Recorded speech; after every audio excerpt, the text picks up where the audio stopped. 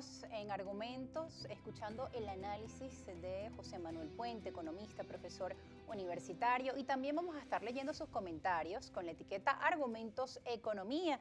De hecho, ya nos han venido escribiendo distintos usuarios. Vamos a leer el comentario del señor Israel Girón Salazar.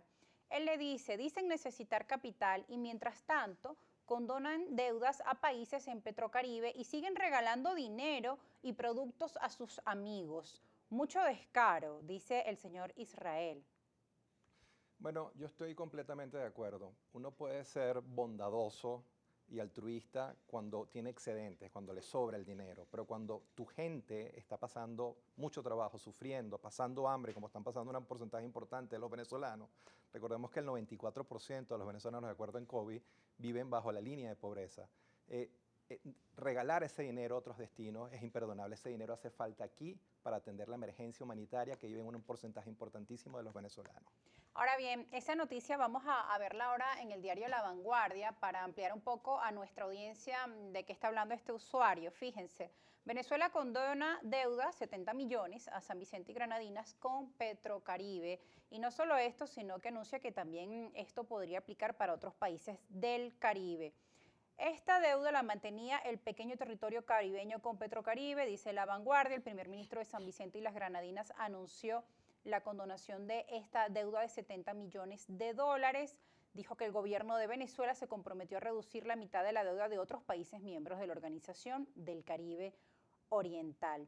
Aseguran que pues, este tipo de acciones del Ejecutivo buscan además comprar votos políticos. ¿En qué forma beneficiaría a Venezuela? Estamos hablando, por ejemplo, ¿de qué? Del apoyo quizá que ha dado las Islas del Caribe a la Cumbre de las Américas, que Venezuela participe, esa exigencia, no sé. Rosa, es lo que siempre ha hecho la ¿En qué se revolución en los traduce? últimos 22 años. Es la compra de lealtades en términos de política exterior.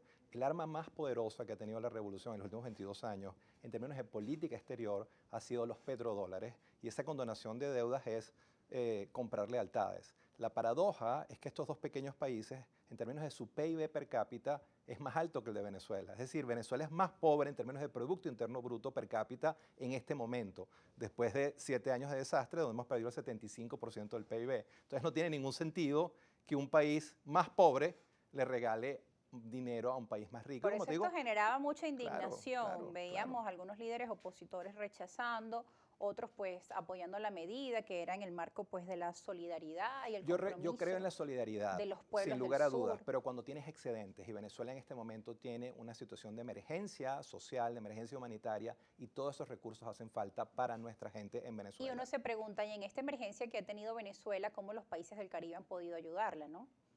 Bueno, muchos países podían haber ayudado y no lo han hecho, pero bueno, eso ya es otra Sí. discusión. El punto es que Venezuela no está en una posición de poder regalar dinero a otros países que son más ricos que Venezuela y que están en una situación social mejor a la nuestra.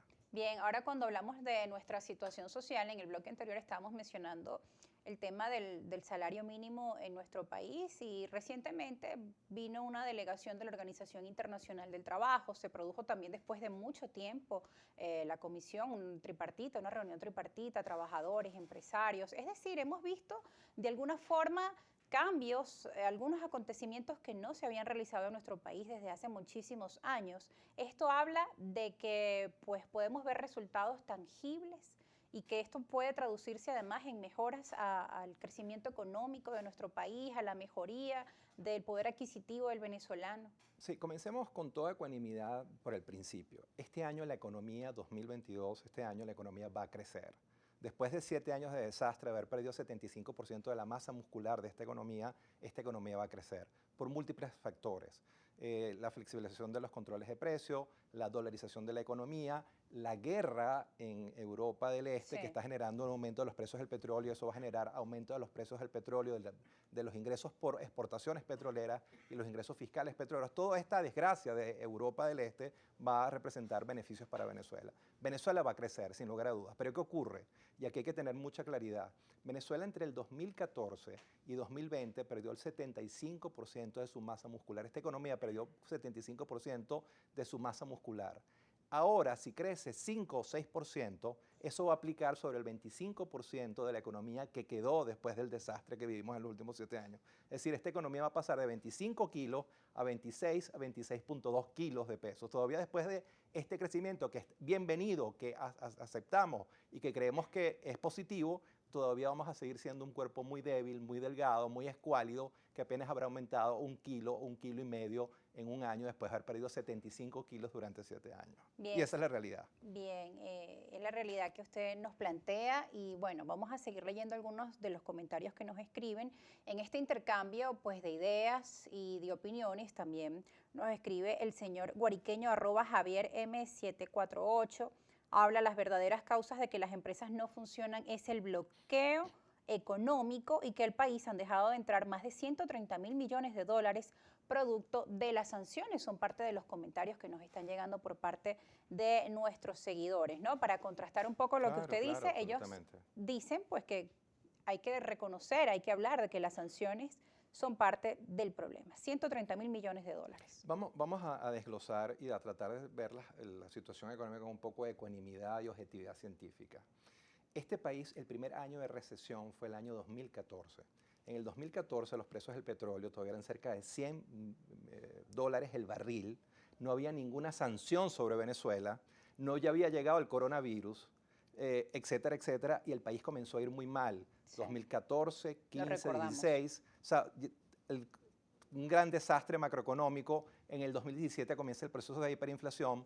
Por supuesto que las sanciones exacerban, agudizan, profundizan el mal comportamiento macroeconómico de Venezuela. Pero el origen del desastre macroeconómico de Venezuela no son las sanciones, es el mal manejo de política económica y las opciones de política económica equivocadas que se implementaron durante 21 años. Y que yo las resumo en 5 líneas y que no me canso de repetirlas. Por favor. Controles de precios, controles de cambio, controles de tasas de interés, controles en el mercado laboral y la guinda de la torta, que es el punto original de nuestra conversación. Sistemáticas expropiaciones y nacionalizaciones que hicieron que Venezuela tuviera el flujo de inversión directa extranjera más bajo de América Latina. Venezuela, consecuencia de esas expropiaciones, generó un ambiente de negocios muy negativo que hizo que nadie quisiera venir a invertir a Venezuela. Si había un alemán, un japonés o un canadiense que quería invertir en Venezuela, después de esas expropiaciones se fue para Chile, se fue para Perú, se fue para Colombia porque ya estaban asegurados sus derechos de propiedad. En Venezuela no, porque se expropiaron cientos de empresas durante los primeros 10 o 12 años de la revolución. En esas conversaciones del Ejecutivo con distintos sectores del país, veíamos, por ejemplo, el diputado Luis Eduardo Martínez decía, se ven cambios positivos a raíz de estos diálogos. Una de estas muestras es, por ejemplo, la devolución del Sambil de la Candelaria, pero hacen falta muchas más muestras de ese compromiso y de respuestas, ¿no? ¿Cree que esto es positivo, sí, que no, podrían venir en esa línea? Por supuesto que es positivo. Yo celebro que hayan devuelto el Sambil y que todas las empresas expropiadas sean devueltas a sus dueños originarios. Pero veamos el caso del Sambil, que es un perfecto ejemplo. El gobierno, de manera absolutamente unilateral, ilegal, irrespetuoso de los derechos de propiedad, expropió el Sambil. Ya eso es terrible, porque le generó una señal muy negativa a los mercados, porque no es solamente expropiar un centro comercial, es que el resto del mundo te está viendo. Te dicen, a la gente del Sambil no le respetaron sus derechos de propiedad y los expropiaron sin el debido proceso. Pero lo otro que es tan malo como lo primero es que el gobierno tuvo al Sambil durante más de 10 años en sus manos y no pudo hacer nada, no se hizo nada productivo. No sé que se iba a hacer una biblioteca, que se iba a hacer un hospital, no se hizo nada productivo. ¿Qué terminó siendo el Sambil? Un gran rancho gigante. Y ese fue lo que le devolvieron a los dueños del Sambil. Entonces, dos cosas imperdonables: expropiar, nacionalizar sin ninguna razón sensata de fondo, de bienestar colectivo, pero además no poder haber hecho nada productivo con un bien que expropiaste y lo mantuviste simplemente deteriorándose a lo largo del tiempo, y lo que le devolviste a sus dueños originales es un gran rancho como centro comercial. Que ahora están trabajando en su recuperación para su restablecimiento en noviembre. Entonces, ¿quién ganó con esa expropiación? Nadie. Perdimos todos y no se logró ningún objetivo político. Es una muestra micro de todo lo que se ha hecho en los últimos 22 años, y con esto cierro la idea. Si las cosas han ido muy mal en política económica, no es consecuencia de la mala suerte o del destino, es del mal manejo macroeconómico del gobierno durante 22 años, y eso tenemos que aceptarlo todos los venezolanos, los que están a favor del gobierno y los que enfrentan al gobierno. Sin color o sin ideología, para justamente, ¿no?, lograr que en medio del debate y de las opiniones se logren encontrar justamente Claro. acciones que vayan en pro de nuestro país. Gracias a ustedes también por estar allí escribiéndonos. Al regreso vamos a ir con nuestra segunda entrevista de esta tarde. Recibiremos al director de Data Análisis, José Gil Yepes. Acompáñenos. Gracias por estar con nosotros, Gracias, profesor Rosa, un José gusto Manuel. conversar contigo. Muchas gracias.